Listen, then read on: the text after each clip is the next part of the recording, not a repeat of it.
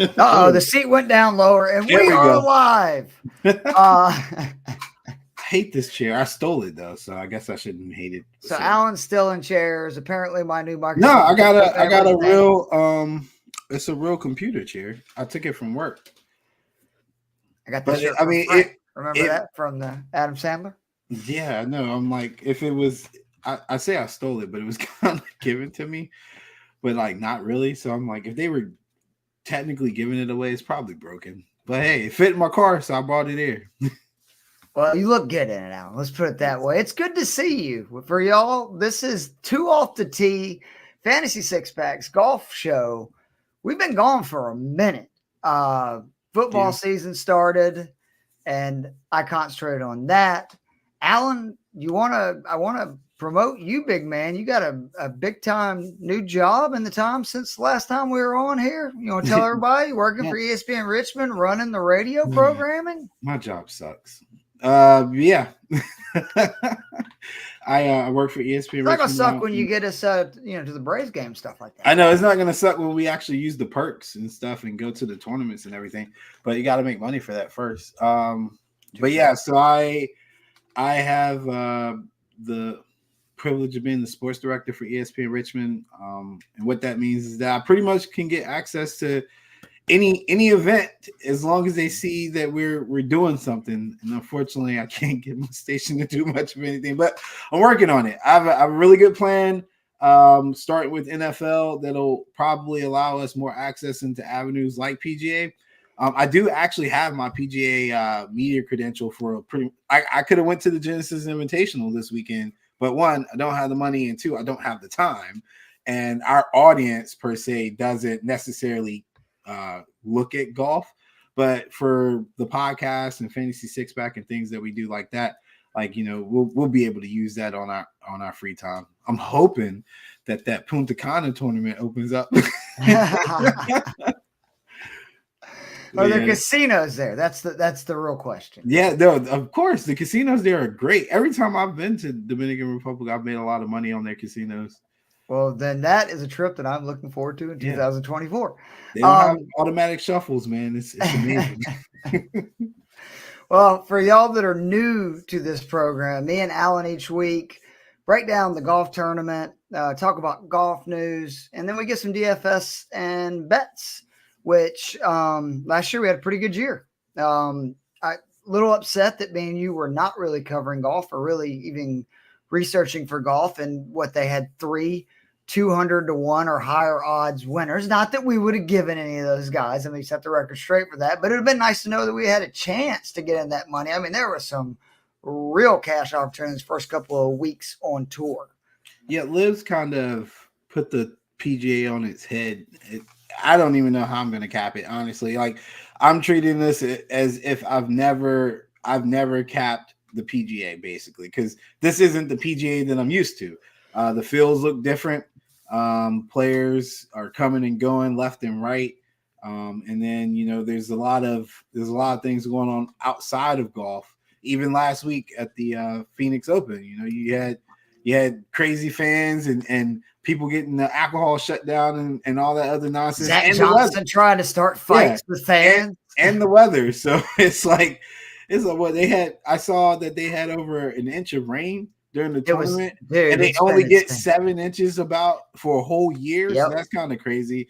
But it's making it somewhat exciting though, because I feel like it's more of a challenge because I don't know. I have so many variables now. Whereas we kind of had a good system going, and we just kind of knew because the tour didn't change as far as the courses and stuff like that. So we had a pretty good idea going into a tournament who we were going to pick and things like that. I feel like this year I'm probably going to have to sit down and do a little bit more research. So we'll see how it plays out. Yeah, and I think something that you've really taught me, both that helped me with DFS football this year, is, especially for somebody like me or people that listening that have watched golf their entire life, to trust your gut, because I think we're going to find that data is not going to be as prevalent this year. And I just mean that from a sense that I don't think it's going to be as much of an advantage as it has in past, because to Alan's point, there's a lot of new faces, a lot of new variables. I mean, it really is an insane time. Real quickly before we get into the Genesis, what is up with my boy Tiger? You know I love Tiger. I'm the Tiger Woods #1 fan in the world. The Sunday Red, okay, like I'll give you. I like the name. What is up with that freaking logo, dude? I didn't even look at it. It's like a tiger broken into three pieces. I'm gonna Google it right now. It's bad, man. And you had the easiest layup of all time of any of Tiger's, the fist pump logo. You could have the Tiger. Like, what the hell is that? It's awful. And then to make matters even worse, I want to make sure I get this right before this is their handle for their Twitter account right now. We're not for people who want to live a certain kind of lifestyle.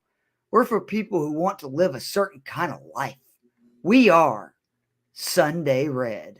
What the fuck? I don't like the name. I don't like the way they separate. I assume Sunday Red was like SU, like Sunday Red. They have it. It's literally Sunday Red. Like, it's funny though. You noticed, times have changed when you're trying to build an empire compared to being one. A video of Tiger going to work this morning, like in his hotel, leaving to go to the course. And it's like, you didn't get that kind of access when he was wearing the Nike brand because they didn't need the advertising and the promotion. But with this new company, which again, I think it's TaylorMade, who's no longer owned by Adidas. Yeah, they need it. But I mean, it may mean we'll get some new access and stuff to them. It was just very interesting. I hate the logo, though. I love Tiger. Hate the logo. I'm kind of under the impression that you should have an action logo because Jordan kind of made that famous. Exactly, right? So like even when I see the King Griffey's, like I see the swing. So that's the logo I recognize. Even Phil figures this out. He's got the him jumping, winning the first Masters. That's his logo. Derek Jeter has a number. Yeah. But Brady, same thing. Yeah, I guess I don't know because Tiger is on Jordan's level. I feel like he should have had an action. He should have had an action logo. And I mean, he's literally got tons of moves that like you could just show an outline of that image and people would be like, "Oh, that's Tiger Woods." I'm gonna get rid of this. This logo is bothering me. It's horrible, man. It's just garbage. Absolute garbage. Looks like my son drew it, and I know Charlie's not drawing, so it ain't Charlie's fault. That's right. One other thing, they stopped serving booze at the Waste Management last week. Those people were getting crunk. And we talked about this a little bit. I believe it was in a text thread, but it's laughable for Zach Johnson, the PGA Tour, and these guys to have an issue with the tournament being too nuts or too rowdy when they created this monster. And they've hyped up this monster. And they've sold this monster for years. And then now they're upset because I guess they're saying it's crossed the line, which if it has, that's on the PGA Tour.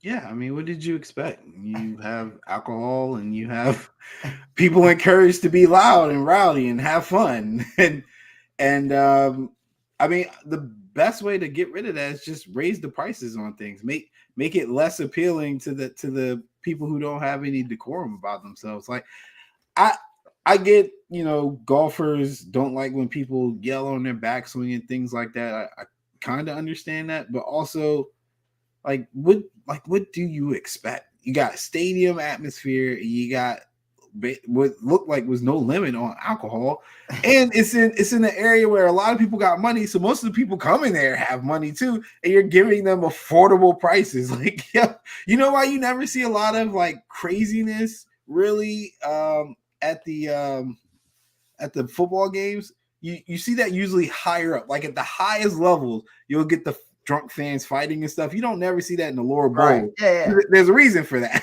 So they gotta start thinking about that. Maybe we need to make more lower bowl pricing, and then the folks that sit up top, maybe they need to be further away from the event. Like we have a roped off area where you can't come in and be able to cheer on the golfers. Like, God. And I saw them say there were going to be some procedural changes and things like that. So obviously, but yeah, the golfers get mad about it. Like, dude, you should have expected it. And especially when it hurts, they were getting, heckled about the Ryder Cup. Win a fucking Ryder Cup. Like, you deserve to be heckled. Yeah, I was going to say he deserves it. Like, I'm tired the rest of his life. Rest of his life. Like, what the hell are you doing? All right, so we're back again. it's again, this is the world we live in golf. The defending champ, John Rahm, he gone. He on the Live Tour. Actually watched some of that last week. It wasn't horrible. TV coverage is still bad, but so your defending champ is gone. That's actually 2 of the last 3 winners here are gone. Joaquin Niemann being the other one from 3 years ago. But we're back at a great course, Riviera Country Club. So I have a question about that. Yeah, sure. Couldn't he could have still played, right? Because Cantley's playing. No, Cantley's hadn't gone to Live though. Oh, I thought he went to Live in January. He was rumored to, but he never. Oh, he ended up not. No. That's what football do to me, man. I ain't even bothered to verify. No, for sure. Hey, but no, I saw him on the list, and I was like, because it's an invitational, and it's Tiger's thing. And I was like, I don't know. I guess Tiger could, but it's a PGA event. So, well, this is technically though a signature event, which is weird because it is a Tiger event as well. So it's basically one of those deals where it's kind of like Jack's the Memorial, where it's a PGA Tour event, but it has a namesake, right? Yeah. Like Tiger or Jack. To where the Hero Challenge that we saw in December is literally Tiger's tournament. It's all his invitees. So you got 71 players here this week. Top 50 in the world from last year. I think it was like the next 10 are automatically in. Anybody who has won in that span. And then there was 4 sponsors exemption, including, of course, Tiger Woods. That is how he is here getting ready to tee it up. Actually, I got it right here. So it's numbers 51 through 60 from the prior FedEx season are also in this. The top 5 FedEx Cup earners in between the last 2 signature events. That would have been Pebble and this one. The current year tournament winners, the leading finisher from the race to Dubai, and then the top 30 in official world golf rankings, plus 4 exemptions. Obviously, again, Tiger's one of them. It's a really good field. You got Rory, Hovland, Scheffler, Spieth, Cantley, Xander's there, Max Homa. Again, there's a lot of big stories heading into this. But really, I want to get into the golf. It's the best of what's left. Exactly. Yeah. It's the PGA Tour is basically at this point. This is what we got to roll with. Hopefully they get something figured out. I know that I've completely flip-flopped on it. I'll admit I was very pro PGA, very anti-live, because I did believe in it. That the Saudis and it was blood money and what the PGA Tour was selling of, this is a right versus wrong thing. And then they completely sold out. So now it's like, fuck all of them. I just want to see the best golf possible. Let's figure out a deal so where Rahm can be in this field. But this is basically a major. I tell people every year we've previewed this. One of our biggest wins, the first year I think we did golf show together, was Adam Scott at this event. He was like 90 to 1 that year. That's now already been like 5 years ago. But this is an event that you can compare it to Bay Hill, Torrey Pines, Augusta National, very long. It's extremely difficult to hit fairways. So you're going to have guys missing a lot of fairways. It's got penalizing rough. You're going to see guys missing a lot of greens. And the reason you're going to see guys miss a lot of greens is this is one of those courses that 75% of the approaches come from 150 yards or further out. That is very rare week to week on the PGA Tour. And that's why I say this is basically a major event. And that's pretty much what we've got to is there's a few WGCs, a few special events, and the majors. And outside of that, these guys are basically hitting wedges into, 7 to 10 greens. The greens are some of the toughest on tour. So we've got a course that is tough to hit fairways. It's tough to hit greens. And it's tough to make putts inside of 15 feet. That is because it's your favorite surface, Alan. It's Poana greens. Some of the stuff the random surface. Right, they really are. They're very inconsistent, very bumpy. They get bumpy as the days goes on. That's why people have a hard time making putts up close. The stats that I looked at this week, obviously I did look at strokes gained putting Poana, but I mean, it's the ones we do for majors, right? Strokes gained tee to green, difficult conditions, strokes gained around the green, strokes gained scrambling, and then that par 4, par 5 scoring with the caveat for me, the par 4s were 450 to 500 yards, which they got a bunch of those, and the par 5 being 550 to 600 yards. I mean, this is a course that you just basically treat like a major when you're doing your prep right and your data work. So we're having a little bit of connection issues with you there, buddy. Did you lose me? Am I still here? Yeah, you're frozen on my screen. You're doing the robot voice, but I can kind of make out what you're saying. Okay. If it ends up not couldn't get any better. We can try to log that out, and I'll log back in real quickly while you're there. Is it still doing it? Yeah, we might want to do that because you go ahead. I'm gonna log out. I'll log back in. All right. Yeah. Okay. So what he was saying about the Poana greens, from a gambling perspective, they are very difficult to account for because they are somewhat unpredictable. Guys will typically miss closer putts that you anticipate that they would make on any other surface. For me, capping wise, I prefer bent grass greens. I just think they're a whole lot easier. Bermuda as well, but the Poana. One thing you can also look at it from a more positive spin is that it kind of makes it easier to even the field out some because of that unpredictability. So guys who would typically run through bent grass and Bermuda might struggle a little bit on Poana, and the guys who usually struggle on bent grass and Bermuda might catch up a little bit on Poana just because of that unpredictability. But I think, this week I kind of kept it simple. I did four. I do four statistical approaches to the course, and then I use that fourth one really as a tiebreaker for the other three. When I get like 4 or 5 guys I really like, and there's a 6th guy that I'm like, what can he do? I did strokes gained approach, which has been really coming up a lot for me over the last year. But strokes gained off the tee and then par 3 scoring, just because I feel like par 3 scoring is, I think that's going to be the thing that separates everybody this week. And then bogey avoidance, which really it's a lot of things, honestly, but it's one of those things that you don't typically look at, like for me, unless I know the course is going to be hard. And so you will hear me complain at some point that they never, like, they're guys who don't score. They just get par. Those are good guys in this particular course because, like you said, it should play like a major, should play difficult. It brings a lot of stuff you're talking about though into play. Like that's even the par 3. Like I understand it because par 3 scoring usually correlates to you're good from further distances, right? Longer irons, obviously you're scrambling well if you're doing well on par 3s as well because guys miss greens. Same thing again for bogey avoidance, as you could be making bogey avoidance because you're hitting a ton of greens, or you could be doing well in bogey avoidance because you're really good around the greens at getting it up and down. Yeah. And the weather's going to be nice. So yeah, thank God. That, yeah.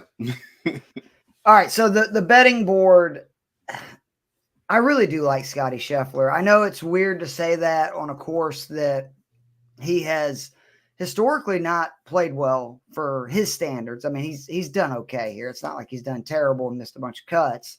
The plus 650 I don't love. That's what his current odds are on DK. I co-sign that what we normally say.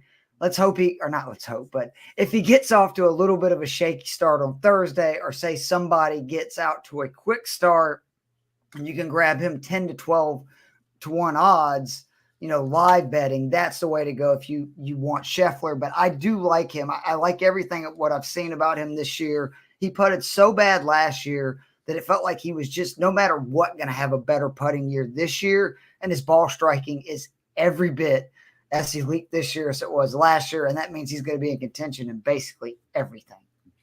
Yeah, I hate to take golfers under 10 to 1. It's like, in any other sport, that's a great odd, but in golf, it's basically chalk. Yep. Because they rarely win. You occasionally get a major guy like Brooks who might come in under 10 to 1, and you got a good chance to win it with him. Prime Rory was another guy. He come in under 10 to 1.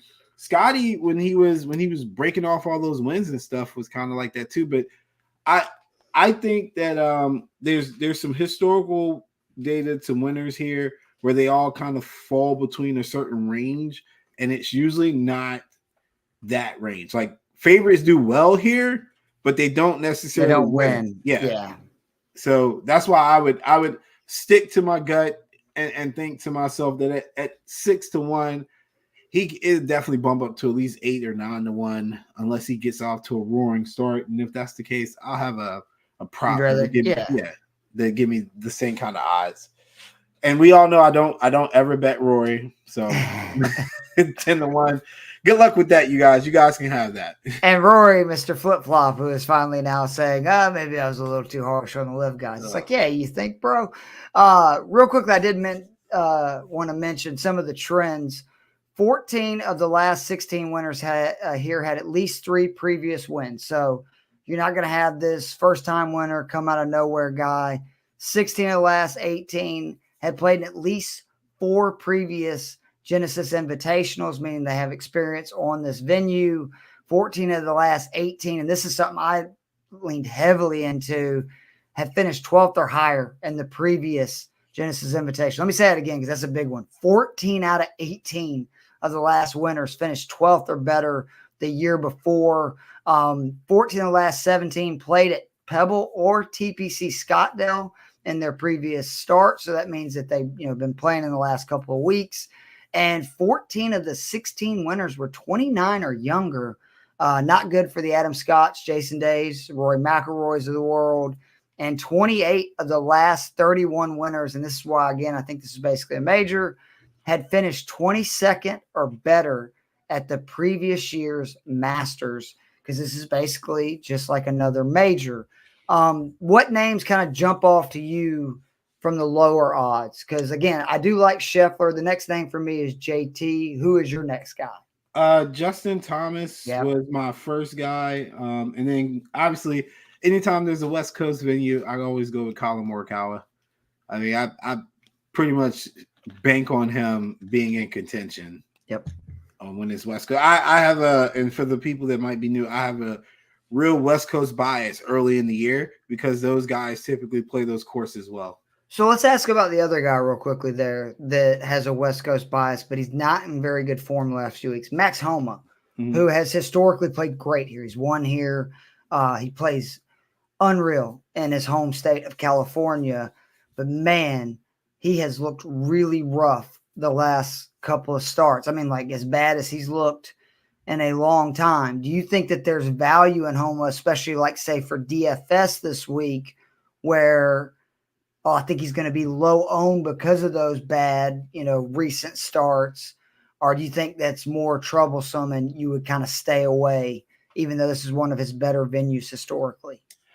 I would ask or tell people to go with your gut on that. If you've been seeing flashes that he might be able to turn it around, I would side with it. I think he has more value in DFS than gambling, though. I'm looking at, and I'll keep looking over because I got 2 screens, but I'm looking at the DraftKings odds at 18-1. I think they're giving him the value that he would have if he was in good form. Yeah. So usually like last year with JT, we were getting like 27, 30 when he was looking in bad form.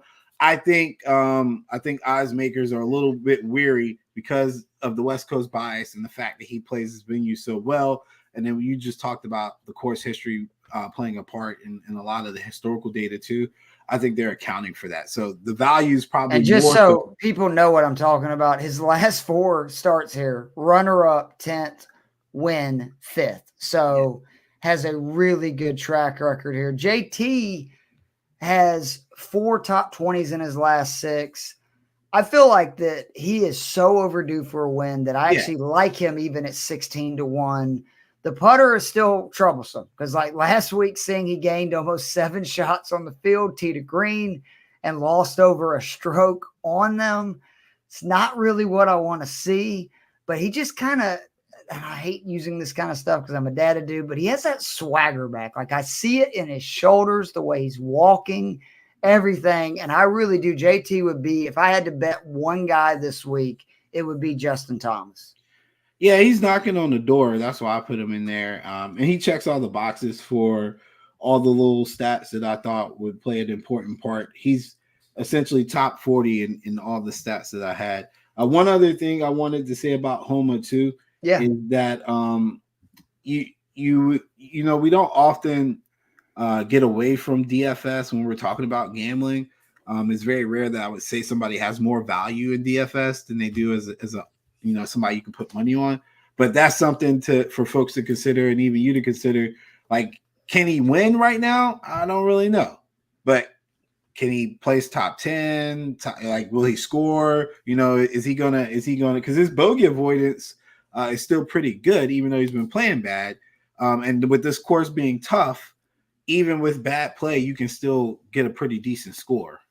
So you're basically speaking my language right now with Adam Scott, who is somebody that I would not bet to obviously win this event.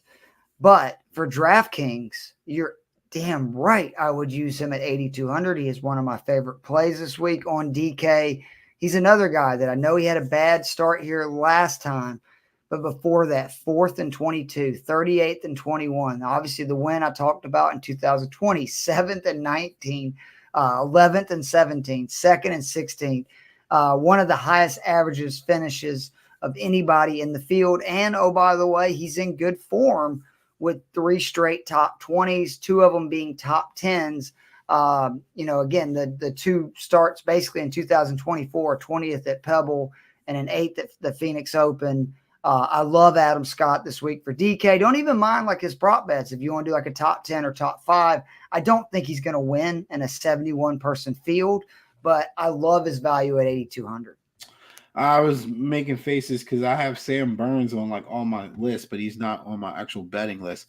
But then I remembered he doesn't have that kind of course history here. So, but that's is coming off though. Yeah, a couple great. Yeah, that's why I had him on a lot of my lists because he is in good form. But another guy that people might consider putting in DFS, but not necessarily betting. Adam Scott is good for courses like this from DFS because his putter always finds a way to par. Like he's a par god when it comes to this stuff. He'll give you 4 back, but he'll save 5.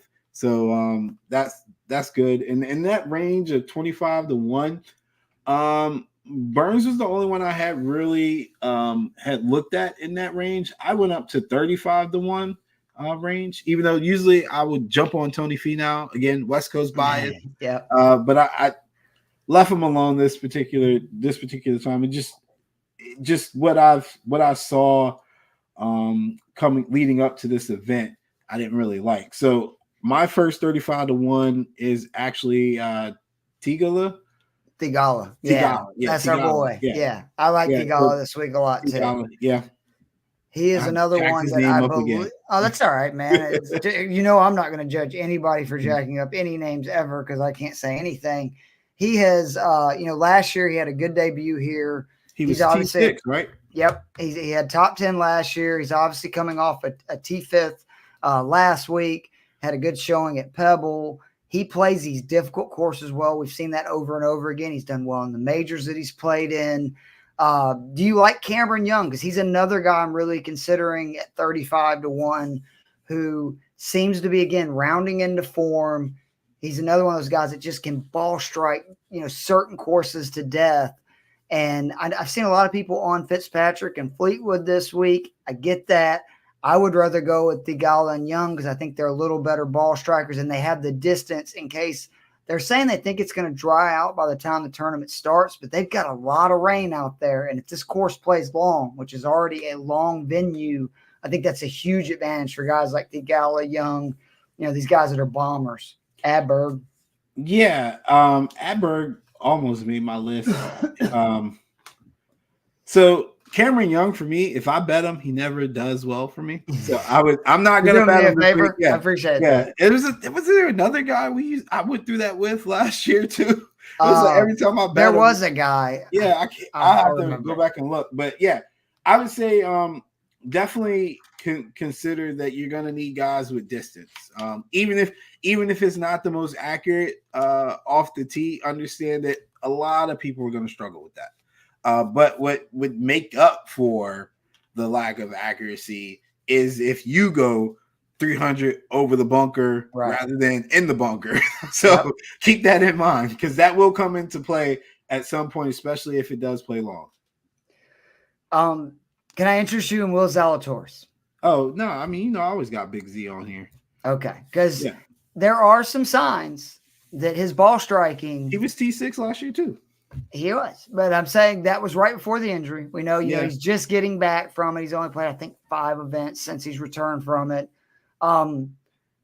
Last week and the week before, particularly for certain rounds, we saw like the old school Zalatoris strokes gain, tee to green, off the tee, etc.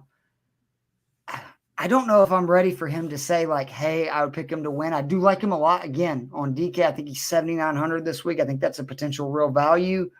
I do really like, though, him at 10-1 to top 5 and 4-1 to top 10. I took Wyndham Clark at 35-1 too. And already won once this year. Yeah, tailor-made to play difficult golf courses. Yeah, that's what I was thinking. Like, he doesn't fit any of my statistical stuff. That was just a gut play. And by all means, people who bet, do that, man. If you got a gut play, run with it. Because again, you got it, especially if he's a former winner and it's a tough course. Like, the guys who are mentally tough will sometimes find themselves in contention as well.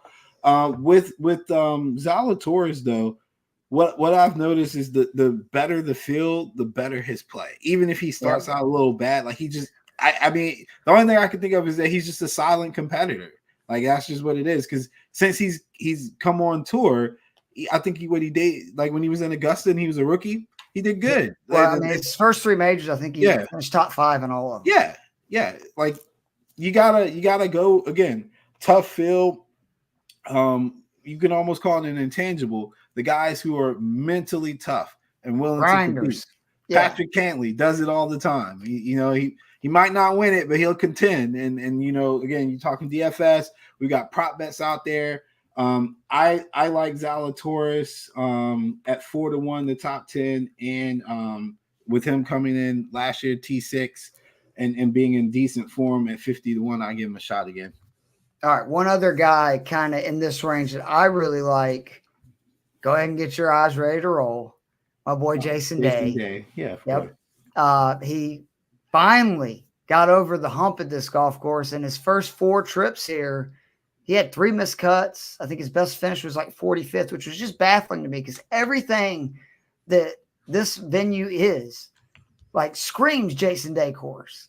And we know last year he was kind of rounding into form. And then finally he got that bugaboo off. I'm pretty sure he finished T9th here last year.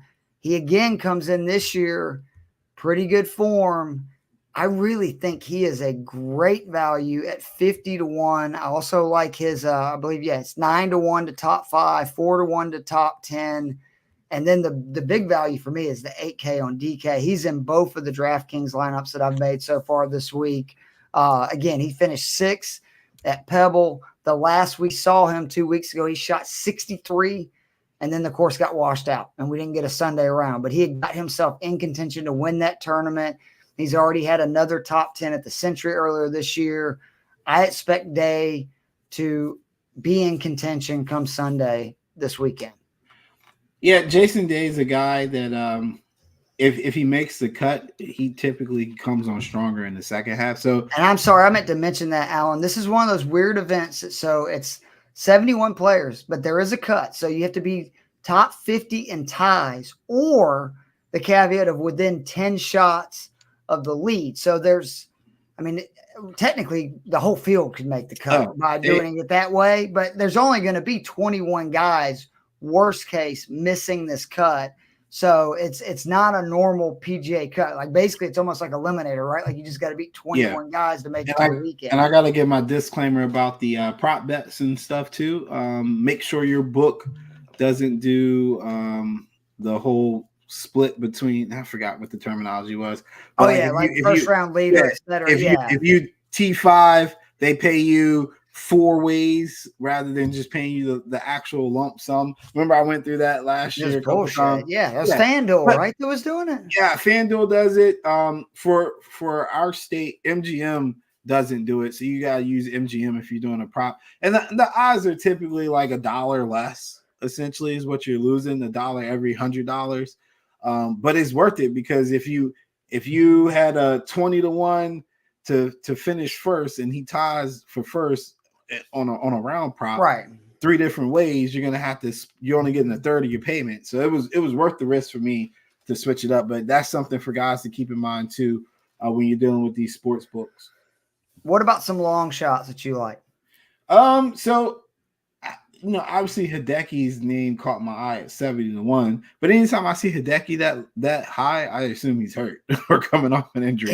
He's just not playing well. Which means he's probably playing hurt. It's a very fair because we know he has all the wrist issues and stuff, but he has not been because I really liked him last week, going into Phoenix, and he did not play well.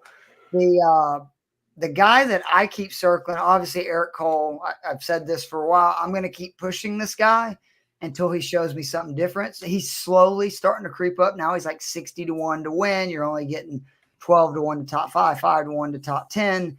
But he's still, if you look at his finishes just in 2024, he's already got a bunch of top 20s. I think he's always a real value both in DK and in prop bets. The guy that's really fascinating to me is Kurt Kitayama, who is 65-1 to win. He's 12-1 to top 5, 5-1 to top 10. What this is all about is he is, for the last 12 months, in the 73rd percentile from 150 to 200 yards on approaches. 48% of the approaches at this venue last year were from that 150 to 200 number. It's like 77% are from 150 yards or further. And the bugaboo for Kitayama in years past has been he's been inconsistent. Mm-hmm. Well, he's been really consistent to start this year. And this is a course that is going to play to his strengths. He drives the ball a long way, but he drives it relatively straight. He's really good from that 150 to 200 yard number, which you're going to get a lot of approach numbers from that. And he's, again, been playing really well as of late. I think he's a real serious value on DK. I think he's 6,900.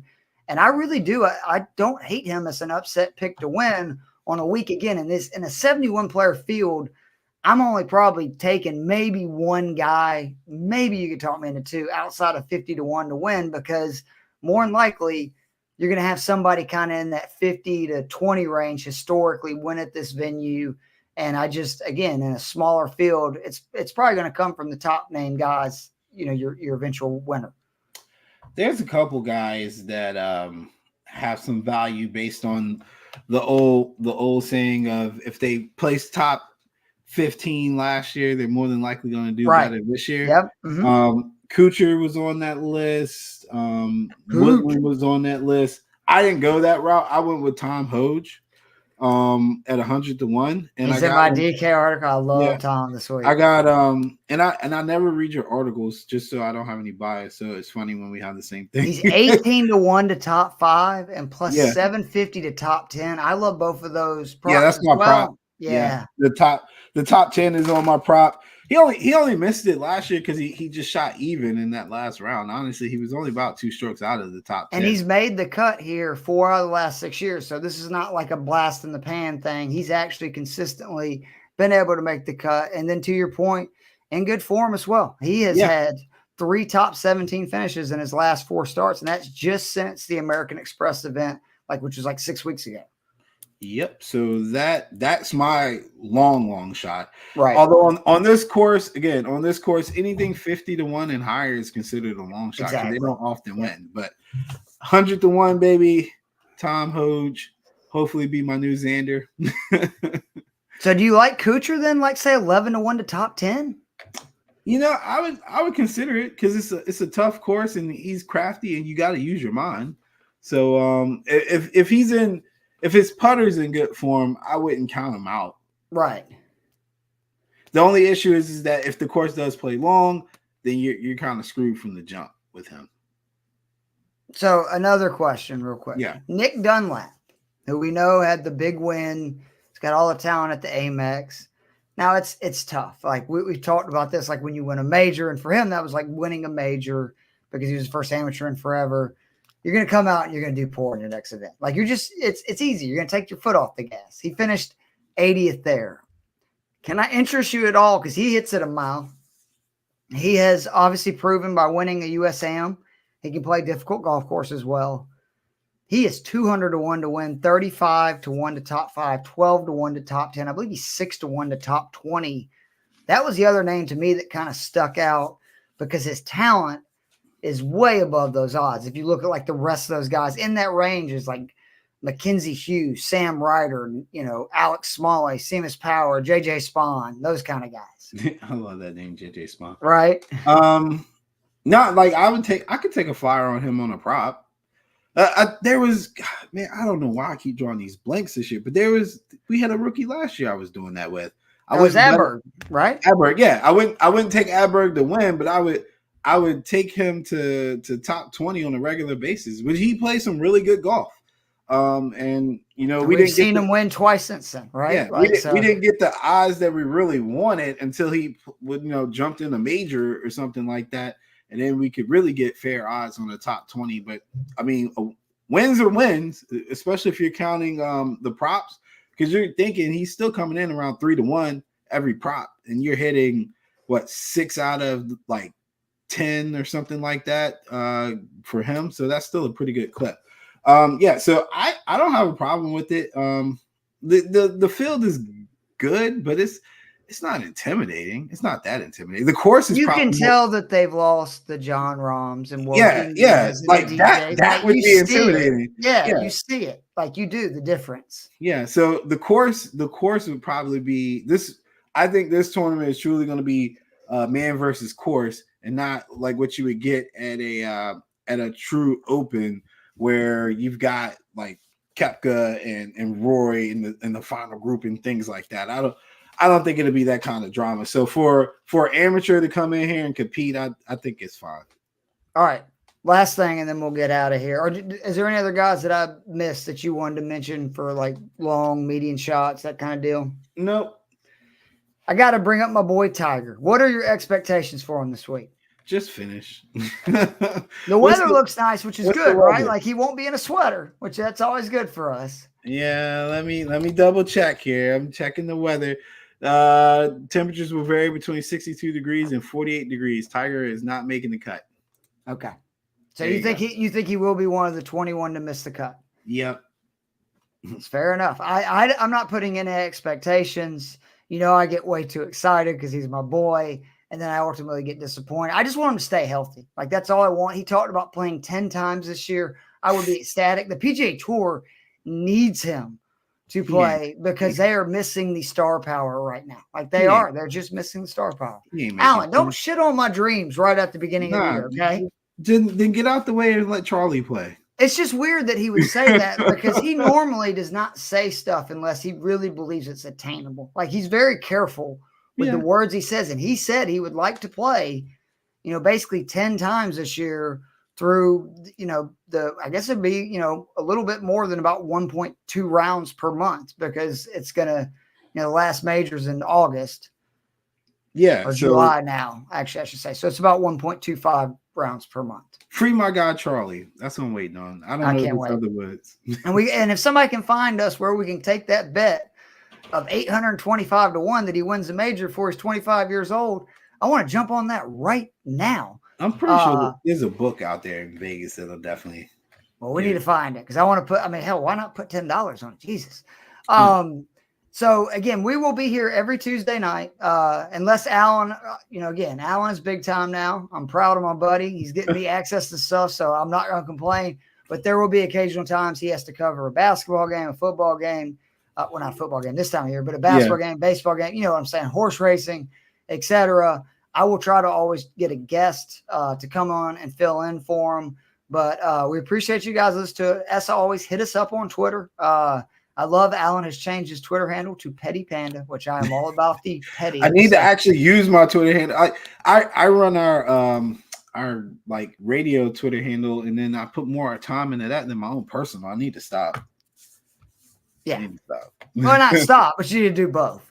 I need to delegate it. And we got some fun stuff planned this year. Obviously, we'll have Ryan and Jay from ESPN Northwest Florida on for the majors like we did last year. But you guys can always hit us up. Like you can hit us up on Twitter. You can comment in the YouTube comments. We are both very responsive.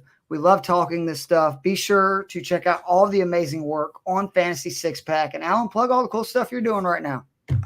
Most of my cool stuff is definitely related to the station. But plug the app. Y'all have an app. We have an app, ESPN Richmond, 106.1 ESPN Richmond. You can catch me on there from 7 a.m. to 10 a.m. As a producer right now. Shows incoming. Hopefully in discussions to get at least an hour here and there. But obviously at some point I will have my own show, but people will eventually recognize me as the guy that's like out there in the background. Like I want to be the Forrest Gump of sports, where in every big event I'm just happen to walk by or something like that. Like that's my goal, and hopefully I can get there. But whatever access I get, I'm obviously going to share with our listeners in the group and anybody, you know, like that's what I want to do. I want to make things accessible for everybody. And then obviously I can't give you super inside information if I ever do get that. PGA is very, very strict about what they allow you to talk about. So in the event that I do actually attend something, you will more than likely not get me on the podcast that week. But just know that afterwards I will inform you of some things I've seen and whatnot. So, well, I'm very proud of you, buddy. I've told you, several times, and I'll continue saying, keep doing the work, man. I know that big things are ahead, but again, big things at Fantasy Six Pack. Check that out. Be sure to join the all access package. You can get, the Discord, access to all the contributors. You get all these DFS tools, optimizers, just a ton of great stuff. I believe the promo code right now is F6PMLB for 15% off. But if you go to the website, I know they have that for sure. But we will be back next Tuesday. I don't even know what event it is because I'm just getting from football to golf. But we will be there to talk about it. But for Keith and Alan, good luck on your betting cards this week. And I hope everybody gets real rich on them. We'll see you soon.